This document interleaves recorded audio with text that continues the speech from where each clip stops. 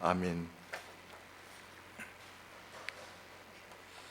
에스겔은 이스라엘의 제사장이요 선지자로서 596년, 주전 596년에 유다의 귀인들 약 1만 명과 함께 바벨론으로 포로되어 갔던 인물인데, 그곳에서 하나님의 계시를 받게 됩니다. 그래서 그 받은 계시를 하나님의 백성에게 전달해야 되는데, 상황을 보면 포로되어 갔던 유다 백성들을 중심으로 설교되어진 것이 분명합니다.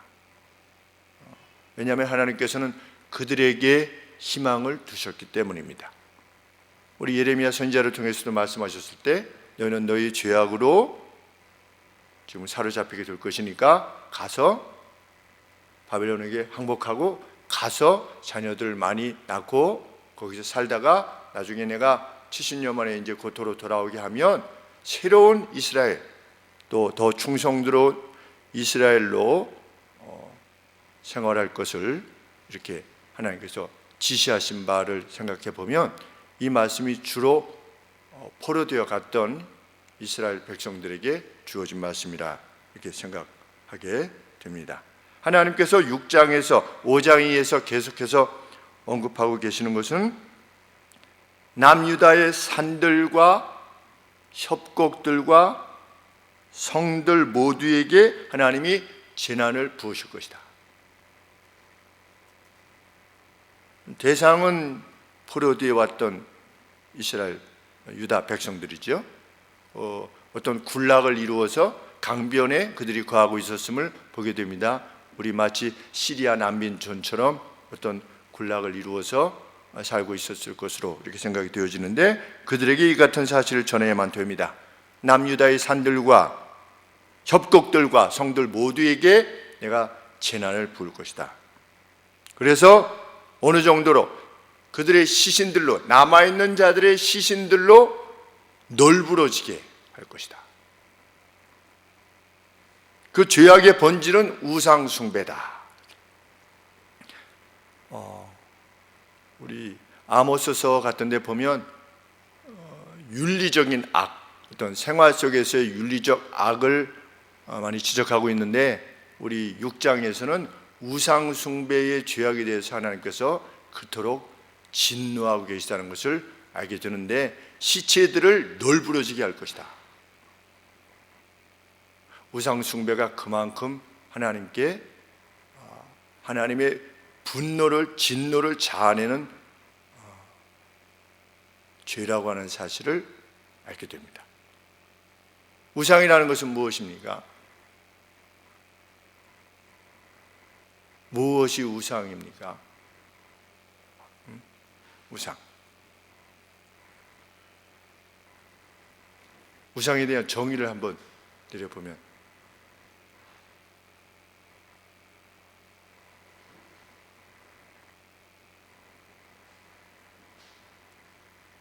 무엇이 우상일까요? 하나님의 자리에 두는 것이 우상입니다. 그것이 어떤 것이든 하나님의 자리에 두는 것, 무엇을 위해서? 도움을 위해서. 도움을 위해서 하나님의 자리에 그 어떤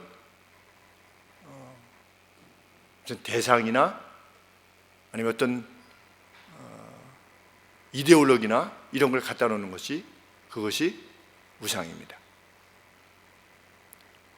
설교 뒤편에 말씀드리려고 했는데, 이데올로기, 이념, 요새는 오늘날 교회에 있어서의 우상은 뭔가? 이데올로기가 아닌가를 생각이 듭니다.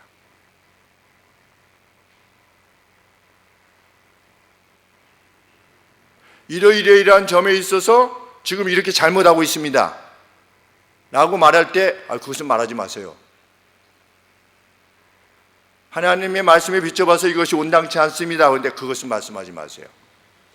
이데올로기가 더 위에 있습니다. 신앙보다 더 위에 있죠. 그래서 분노가 입니다. 화가 납니다. 왜 그것을 우상이라고 볼 수 있느냐?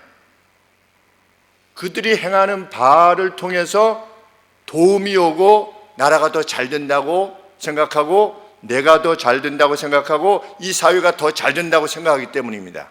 하나님의 말씀은 그렇게 하면 안 된다 이렇게 되어 있는데, 가령 이것입니다. 잘못한 자는 무너뜨려야 된다. 성경은 그리스도인들에게 원하는 바는 무엇입니까? 원수를 사랑하고 원수를 위해서 복을 빌어라. 그것이 그리스도인의 가치입니다.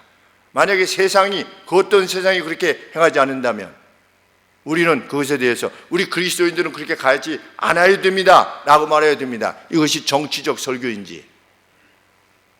근데 이념이 그 더 위에 있습니다. 이 이념을 따라가면 우리 사회가 잘 되고 우리나라가 잘 되고 그 개인이 잘 되고 라고 생각하는데, 하나님 말씀이 이것이 아니라고 합니다. 그런데 거기에 거부감이 드는 겁니다. 뭡니까? 이게 우상입니다.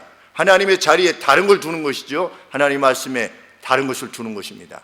정말 경계해야만 되는, 우리 자신도 모르게 경계해야 되는 하나님의 자리에 그 어떤 다 정말 무서운 것입니다. 이스라엘 백성들은 어떻게 생각했습니까? 하나님을 섬겼습니다. 하나님을 섬기면서 아세라도 섬기고 풍요의 신 바알도 섬기고. 왜? 하나님도 복을 주시고, 오늘 크리스찬들이 하나님도 복을 주시고 이데올로기도 복을 주고, 하나님께서는 하나님의 자리에 그 어떤 다른 존재를 두는 것에 대해서 어떻게 하겠다? 시체들이 널 부러지게 할 것이다. 그만큼 하나님께서는 이 포로되어 왔던 유다 백성들에게, 남아있는 포로되어 왔다는 사람들은 어떻게 생각했습니까? 우리는 잡혀오는데 저들은 안 잡혀온 거예요. 그러면 이런 생각을 가질 수 있는 겁니다. 쟤네들 죄악 때문에 우리가 지금 이렇게 아사셀 염소처럼 대신 이렇게 백성들의 죄를 대신해서 우리 만 명이 대신 고통받는구나 라고 생각할 수도 있는 것이지요. 그런데 하나님께서는 이들에게 뭐라고 말씀하시는 겁니까? 남아있는 자들을 어떻게 할 거다? 내가 멸절시킬 것이다.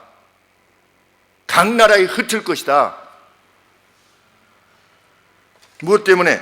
우상 숭배. 3절 말씀해 보시면, 하나님이 친히 유다의 산두리에 칼을 가져오실 것이며, 그것의 산당이 뭐냐면 하이 플레이스라고 해요. 높은 곳에다가 무슨 푸른 나무 같은 나무들이 있으면 그 밑에다가 이렇게 해서 도움을 청하는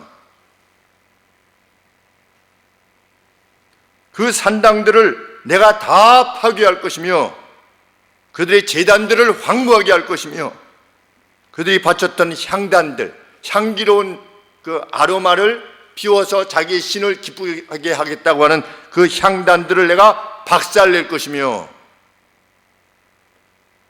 유다 백성들이 섬겼던 우상들 앞에 그들의 사륙된 시신들이 널브러지게 할 것이다. 그것이 4절 말씀입니다. 하나님께서 이렇게 강력하게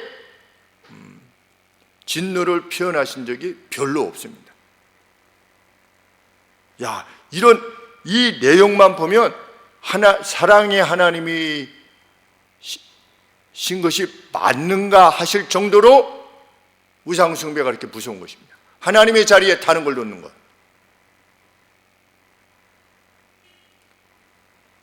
하나님은 왜 그렇게 그것을 미워하셨는가?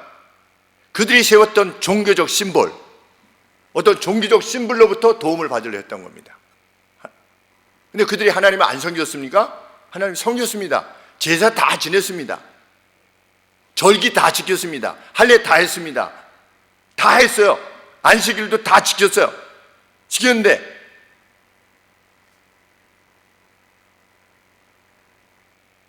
하나님으로부터의 도움을 구하지 않았어요. 가령 예를 들면 화살 막 쏘라고 그랬는데 화살 3번 정도만 쐈어요. 6절 말씀에 하나님께서는 그들이 살던 성들 모두를 쇠약케 할 것이다. 성들을, 여호와께서 성을 지키지 아니하시면 파수꾼의 경성함이 화사르다. 우리 시편에 나와 있죠. 여호와께서 집을 세우지 아니하시면 세우는 자의 수고가 헛되고, 어떤 가정을 말하는 것이죠. 내가 아무리 가정의 건강, 가정의 어떤 안위, 평안 이런 것을 지키려고 해도 여호와께서 지키지 아니하시면, 여호와께서 세우지 아니하시면 세우는 자의 수고가 헛될 뿐이라고 하는 것을 인식하는 것이 하나님의 사람이다. 그리고 여호와께서 성을 지키지 아니하시면, 여기 성이라는 것은 무엇입니까? 좀 더 큰 차원에서의 커뮤니티지요. 삶의 안녕을 보장하는 어떤 사회적 시스템, 이 사회적 시스템을 내가 어떻게 할 거다? 내가 다 쇠약해 할 것이다. 그래서 한 나라의 흥망을 생각할 때 하나님께서는 교회만 그렇게 하시는 것이 아니라 세상 일반의 역사도 그렇지 않습니까? 오만할 때 어떻게 했습니까? 하나님께서 그 나라를 폐하시는 겁니다. 미국이 오만하면 폐하는 거고, 중국이 오만해지면 폐하는 것입니다.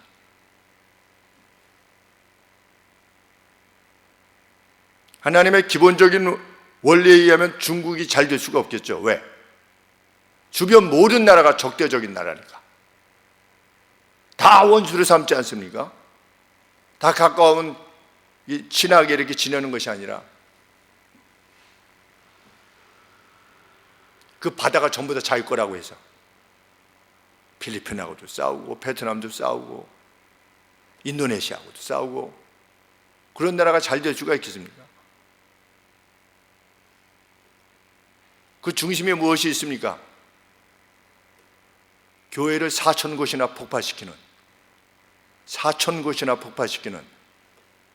전례가 없는 일을 행하고 있는 나라가 하나님 앞에 잘 될 수 있겠는가?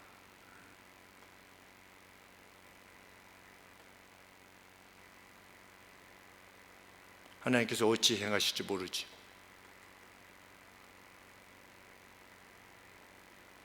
여호와께서 그들이 사는 성 모두를 쇠약해 하실 것이고, 그들이 자랑을 위해서 만든 그 어떤 것이라도 다 제거할 것이다. 6절 말씀에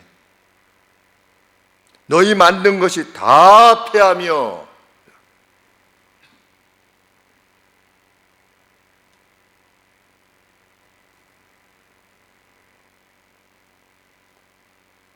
포로되지 않고 남아있던 자들은 어떤 생각을 했습니까? 우리는 잡혀가지 않을 것이다.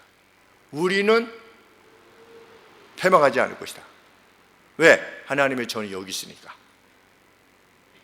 포로되어서 잡혀왔던 사람들은 그들의 죄악 때문에 우리가 아사셀 염소가 돼가지고 희생양이 돼가지고 우리가 이렇게 잡혀온 것 아니냐 라고 하고 있었을 때 하나님께서 어떻게 말씀하시는 겁니까? 남은 자들을 다 멸절시키겠다. 그래서 이 남아있던 자들의 기대가 헛되다고 하는 사실을 하나님께서 명백하게 밝히신 것입니다. 예레미야 선지자를 통해서 말씀하신 그 내용대로 남아있는 자들이 아주 처참하게 될 것이다. 죄악으로 인해서.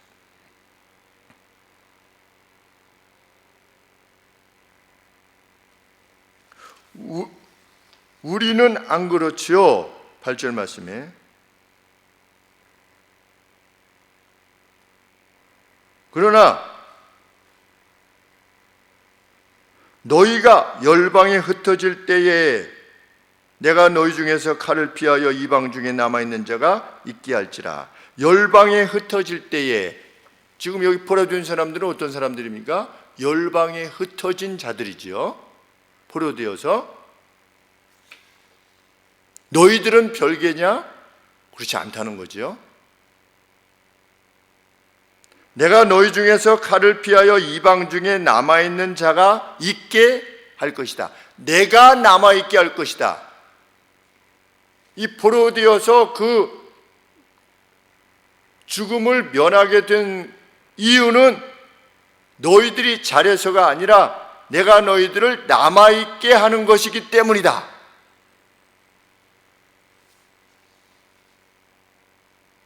너희들은 특별히 어떻게 그들의 죄악과 관계없는 자들이기 때문에 내가 너희들을 남긴 것이 아니라 내가 남기고자 하기 때문에 너희들이 남아있는 것이다.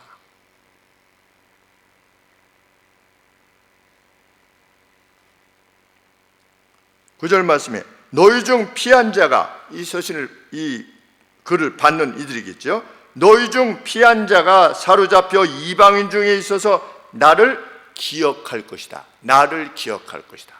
근데 성경에서, 구약 성경에서 기억할 것이다라고 하는 것은 어떤 회상을 말하는 것이 아니라, 그 주석에 보니까 성경에서의 기억이라고 하는 것은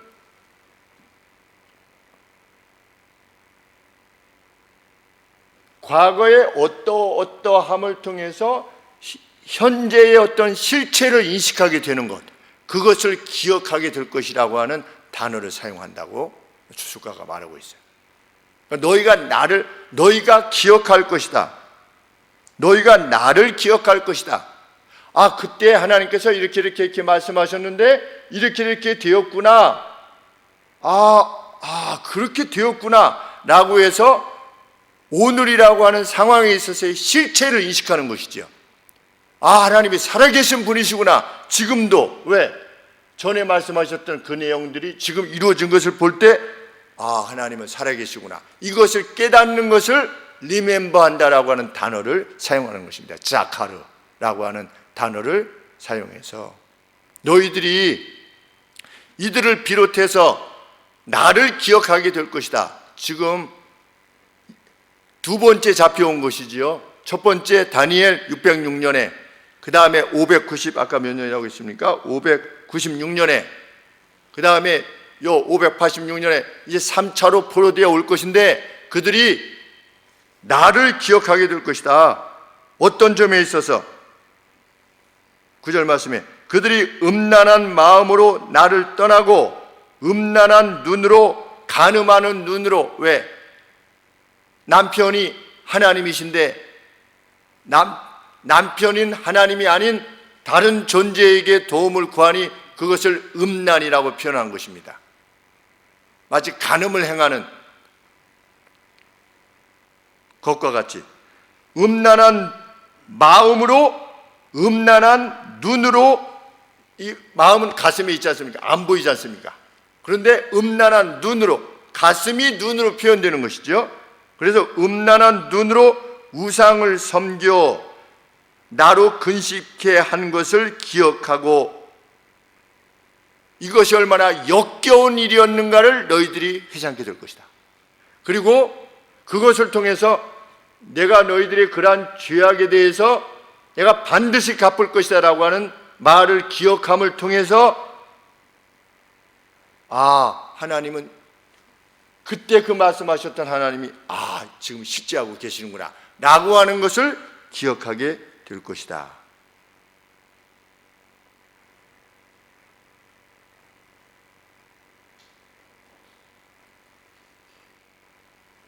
그래서 스스로 한탄하리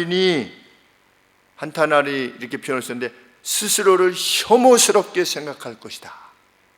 누가?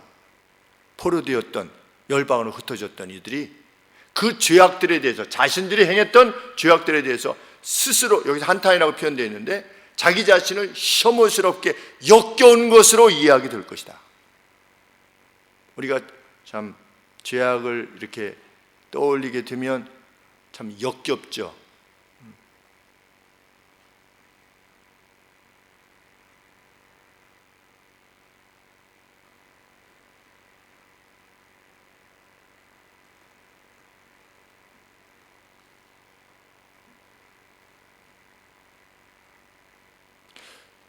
대학교 때 조정부를 했습니다. 조정부.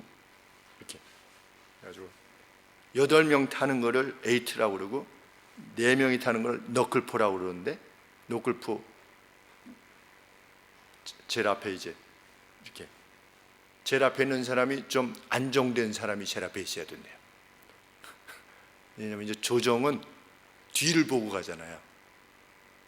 그러니까 우리 달리기는 앞을 보고 가기 때문에 뒤에서 어느 정도 쫓아왔는가 이게 안 보여요. 그래서 중간에 뛰다가 볼트 같은 경우 이렇게 하고 뛰잖아요. 그런데 이 조정은 뒤를 보고 가니까 배가 여기서 쫓아오는 거예요. 바로 옆에서 2등, 3등 배들이 바로 쫓아오니까 마음이 굉장히 다급해집니다. 왜냐하면 그 정이 이게 정이라고 그러잖아요. 길이 하나를, 한 정, 배 하나를. 이기는 사람도 배 한 척이 차이가 안 나요. 그러니까 아주 처음부터 끝까지.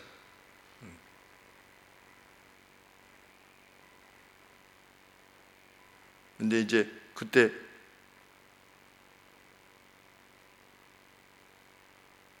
조정을 했는데, 무슨 얘기하다가 조정 얘기 나왔죠? 네? 한강? 한탄 전인데,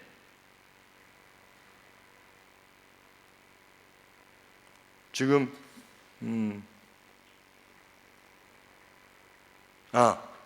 이제 몰고 가는데 사람이 죽은 시신이 있는 거예요. 이렇게 지나가는데 누가 이게 물에 빠져서, 한강에 물에 빠져가지고 이렇게 멀리서 좀 보이는 거예요. 그러니까 어떻게 합니까? 안 보이는 거죠. 왜? 역겨워서. 그 다음부터는 이제 배를 끝나고 나서 이렇게 배에서 한강에 내려가지고 이 배를 옮겨야 되지 않습니까? 근데 한강물 전체가 역겨운 거예요. 한강물 전체가. 왜? 그 시신이 이렇게 담겨져 있던 물이라고 생각하니까 한강에 있는 전체 물이 그렇게 역겨워서 한동안 한강물 들어갈 때 아주 마음이 속이 미식미식한 거죠. 생각할 때. 그런데 너희들이 포로되어 각 곳에 흩어진, 열방에 흩어진 자들이 내 말이 이루어진 것을 보고 나서 정말 하나님 말씀대로 그렇게 됐네? 라고 하면서 자신들의 삶을 되돌이켜 볼 때 자신들이 하나님 앞에 행했던 그 마음들, 그 우상을 향했던 그 마음들, 그리고 그 눈들에 대해서 한탄하게 될 거다, 역겨워하게 될 것이다. 그리고 나서 내가 여호와인 줄, 내가 이러한 상황이 일으키게 하시는 그 주체자가 이스라엘과 언약 관계를 맺었던 바로 그 여호와라고 하는 사실을 너희들이 인식하게 될 것이다. 계속해서 3번이나 언급되지요. 너희들이 내가 여호와인 줄 알 것이다. 여호와라고 하는 것은 특별히 이스라엘과 관계되어진 신으로서의 언약 관계를 맺은, 너희가 이렇게 하면 내가 이렇게 하마, 너희가 또 이렇게 하면 내가 또 이렇게 하마 라고 그 언약 관계를 맺은 여호와인 줄, 이 신이 정말 살아있는 존재라고 하는 사실을 너희가 인식하게 될 것이다. 지금 에스겔 선지자를 통해서 말씀하고 계시는 것입니다. 그래서 흩어진 너희들 역시 공범이다. 공범이라고 하는 사실에는 틀림이 없다는 겁니다. 너희들이라고 언급하고 있기 때문에. 너희가 포로되지 않고 남아있는 자들의 죄악을 대신하는 아사셀 염소가 속죄의 양이 아니다. 너희 그런 자기 연민에 빠지지 말아라. 우리 그리스도인들도 종종 그러한 오류에 빠지게 되지요. 다른 사람들의 죄악 때문에 내가 괴로움을 당한다고 하는 그러한 자기 연민. 저 사람 죄악 때문에 내가 이렇게 돼. 이런 거 하지 말라고 그런다. 성경은 그 누구의 뭐 때문에 내가 이렇게 돼. 그 누구 잘못 때문에 내가 이렇게 됐어. 우리 상사 때문에 뭐가 잘못됐어. 우리 대통령 때문에 뭐가 잘못됐어. 이런 거 하지 말아요. 성경은.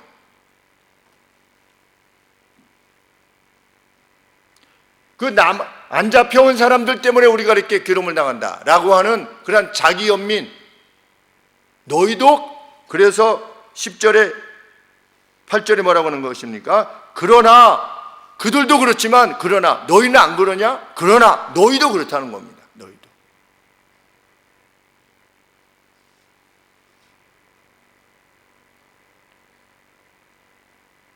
우리가 종종 빠지기 쉬운 오류입니다. 사실은 자신들의 죄악 때문인데, 우리 하나님을 섬기는 사람들이 자기 스스로를 죄인 중에 괴수라고 인식하는 사람이 얼마나 있을까 생각해 보게 됩니다. 저 자신을 비롯해서 죄인 중에 괴수다. 치프죠, 치프. 죄인 중에. 그런데 그걸 사도 바울이 과거로 언급했습니까? 과거? 나는 죄인 중에 괴수다 했을 때 나는 죄인 중에 괴수였다 그랬습니까? 나는 죄인 중에 괴수라고 그랬습니까?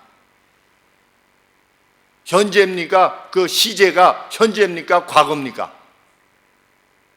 현재예요. 현재. 그러면 사도 바울이 늘 죄책감에 막 시달려서 그렇게 살아갔다는 겁니까? 아닙니다. 그리스도의 은혜로 인해서 우리는 거듭났고 새로운 사람이 됐습니다. 됐는데도 불구하고 하나님의 영광에 비춰 볼 때 내 자신이 어떤 존재일 수밖에 없느냐? 주님의 나라 가기 전까지는 별반 다를 바는 없는 죄인 중에 괴수로서 스스로를 인식하며 일생을 살아가는 겁니다. 그 선한 싸움을 싸우면서 일반단한테 탕감받은 자, 탕감받으면 끝입니까? 그는 또다시 빚을 안 집니까? 빚을 또 집니다. 우리가 예수 그리스도로 말미암아 죄사함을 받았을 때 세례받은 이후에는 죄를 안 짓습니까? 계속해서 죄를 짓고 나갑니다. 그러면 그 죄책은 누구에게 귀속됩니까? 예수 그리스도께 귀속됩니다. 그러면 우리는 우리 자신을 어떻게 이해해야 됩니까? 죄인 중에 괴수로 우리 자신을 이해하는 것입니다. 포로되어 갔던 이스라엘 백성들도 그러한 인식이 있어야만 새로운 이스라엘이 될 수 있었습니다. 우리의 죄악 때문에 우리가 이렇게 됐구나. 우리의 마음이, 우리의 눈이 그렇기 때문에 우리가 이처럼 비참한 상황에 이르렀구나 라고 하는 의식을 가져야만이 하나님께서 70년 뒤에 다시금 복귀시키실 때 그들이 그럴 수 있었던 겁니다. 그런데 과연 어떻게 했습니까? 돌아왔지요. 1차 귀환, 2차 귀환, 3차 귀환. 돌아왔을 때 그 이스라엘 백성이 어땠습니까? 물론 좀 허약한 부분이 있었습니다. 그럼에도 불구하고 하나님의 전을 세우고 예루살렘 성을 세우기 위해서 그렇게 애를 썼습니다. 여기 본래 있던 사람들은, 남아있던 사람들은 다 흩어졌지만 그래도 남아있던 사람들은 어떻게 했습니까? 다 그냥 이방인과 동화되어서 그냥 살아갔습니다. 이 사람들에게 기대가 전혀 없었습니다. 간 사람들에게 기대가 있었습니다. 간 사람들은 왜? 이러한 하나님의 말씀을 들었기 때문입니다. 가자고 하니까 간 거지요. 자, 고국으로 돌아가자. 뭐 살고 있으니까 거기가 낫지 않았겠습니까? 70년이나 지났는데 이미.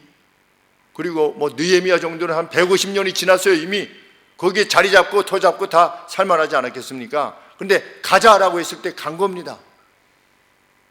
그들의 후손들이. 우리가 중앙아시아 같은 데 가 있다가 터 다 잡았어요. 잡았는데 3세, 4세, 막 5세 이랬는데 자, 고국으로 가자. 그러면 옵니까? 거기서 놔두고 못 오지요. 이미 다 고관들이 되고 다 자리 잡았는데. 그런데 이스라엘 백성들 중에 원했던 이들이 돌아온 겁니다. 이 말씀을 귀히 여겼다고 하는 사실을 우리는 알게 됩니다.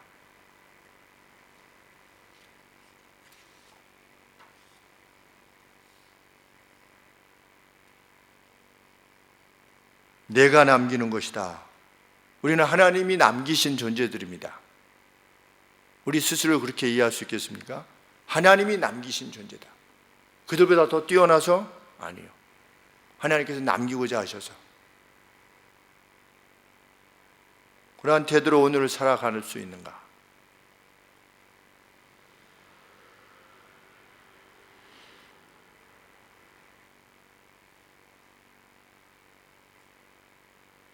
(10절) 이하에서 다시 하나님께서 앞선 유다의 파멸을 선언하고 계십니다. 이런 재앙을 그들에게 내리겠다고 한 말이 빈말이 아니다.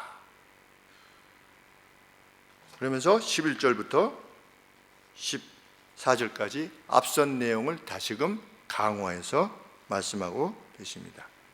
내가 그들의 악한 혐오스러움으로 인해서 칼과 기근과 재앙으로 역병으로, 칼과 전쟁이죠. 기근, 먹는 문제, 역병, 하나님께서 사용하시는 방법입니다.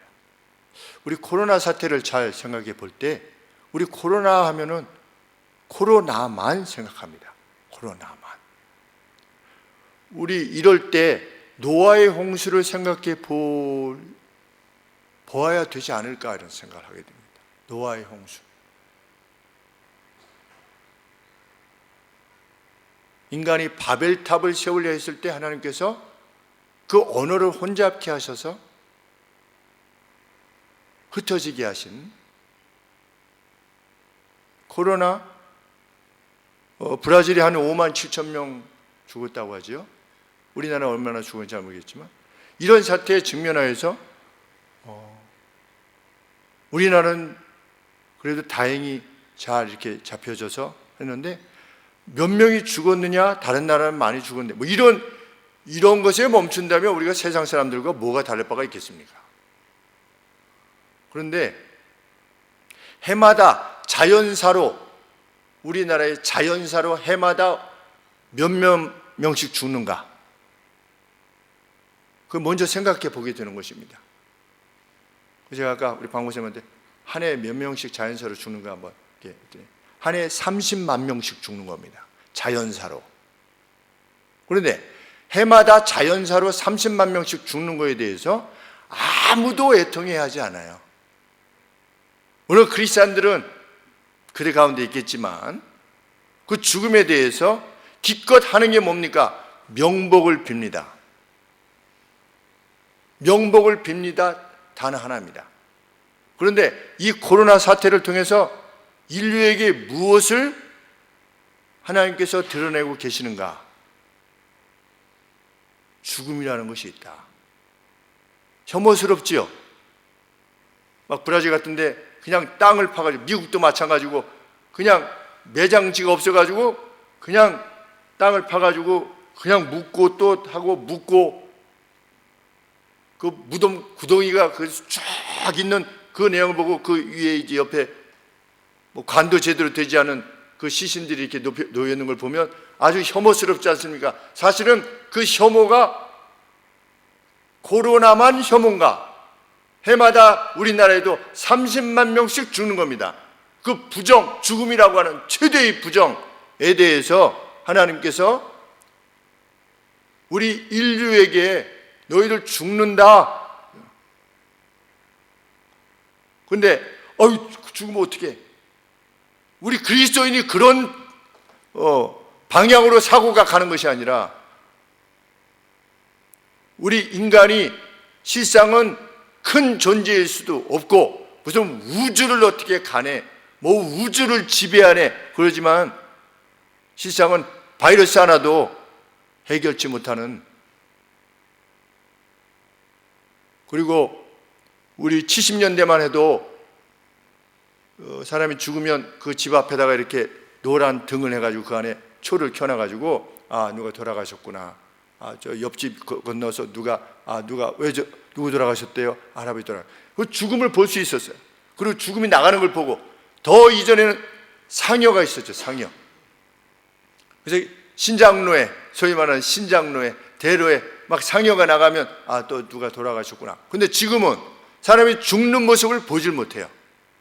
자기 가족 특별히 아니면 그냥 요양병원에서 바로 장례식장으로 가든지 병원에서 장례식장으로 가니까 사람 죽음을 볼 기회가 없어요. 사람이 죽는구나 하는 것조차도 몰라요. 그런데 이러한 사태로 인해서 우리는 가야만 하는 그 길이 있다 라고 하는 사실이 알려지고 있는 것이 저는 정말 유익하다고 생각이 듭니다. 영혼에 있어서 정말 유익하다. 죽음이 있구나.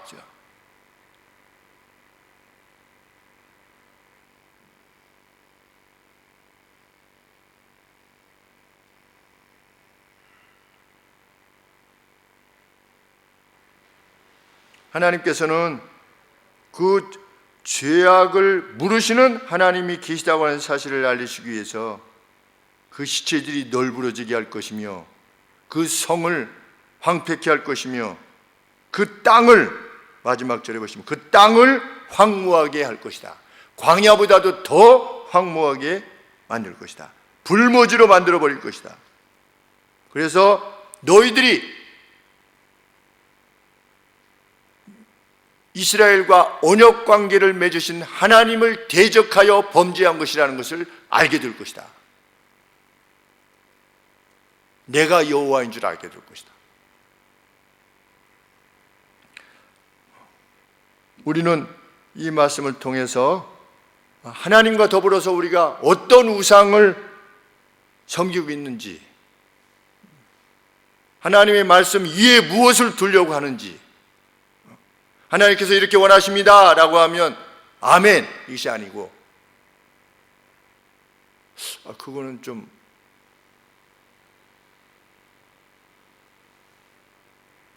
아닌 것 같은데요. 그러면 왜 아닌가에 대해서 설명해야만 됩니다. 성경적으로 왜 아닌가에 대해서 설명해야죠. 아니면 설명이 되어지지 않으면 아멘 해야죠.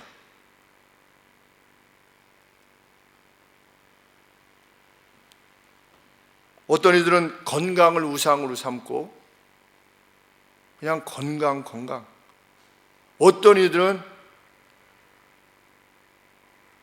자기가 좋아하는 어떤 기호, 그 기호를 우상으로 삼고, 요새는 그런 분들이 잘 안 보이는데 일부 예배 드리고 나서 골프 치러, 골프가 이 마음에 더 있는 거예요. 빨리 예배 드리고 골프 치러 가야겠다. 그 안에서 코스, 설교 시간 동안에 코스를 그리는, 마음에 그리는. 낚시하는 사람은 또 낚시. 어떤 목사님은 밤낚시를 했는데 새벽에 종이 울리더래요. 그래서 이게 무슨 종이냐? 주일 종이더래요. 주일 종. 너무 낚시에 빠져가지고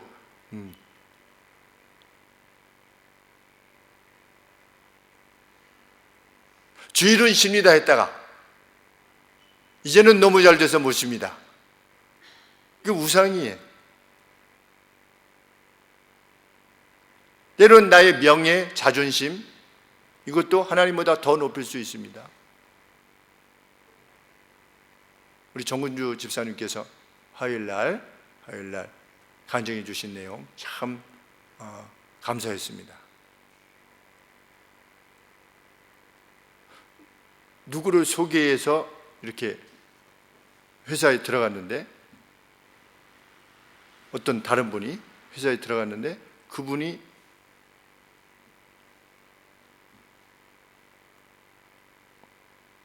그 아드님을 힘들게 하는 거예요. 본인이 소개해서 들어갔는데 그 소개를 받아가지고 들어간 분이 아드님을 힘들게 하는 이런 상황이 발생하니 얼마나 엄마로서 그 말이 안 되는 일이겠습니까? 그런데 그분과 이전에 같은 교회를 다니셨었대요. 그래서 그럼에도 불구하고 그 가슴이 아프지만 그럼에도 불구하고 이전에 권사님들의 모임에, 그 부인이 참석하시는 권사님의 모임에 그래도 주님 생각하고 나가셨다. 그래서 제가 와, 정말 잘하셨습니다. 정말 잘하셨습니다.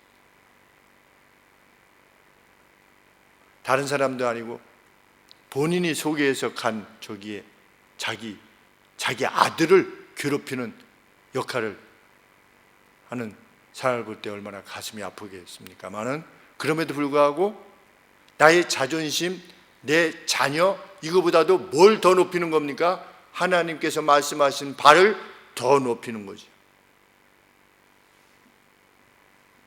그것이 그리스도인 집사가 지닌 존엄입니다. 디그니티. 우리 그리스도인들이 지니는 그 존엄, 그 어떤 것도 주님의 말씀하신 그것 위에 놓지 않으려 하는 것.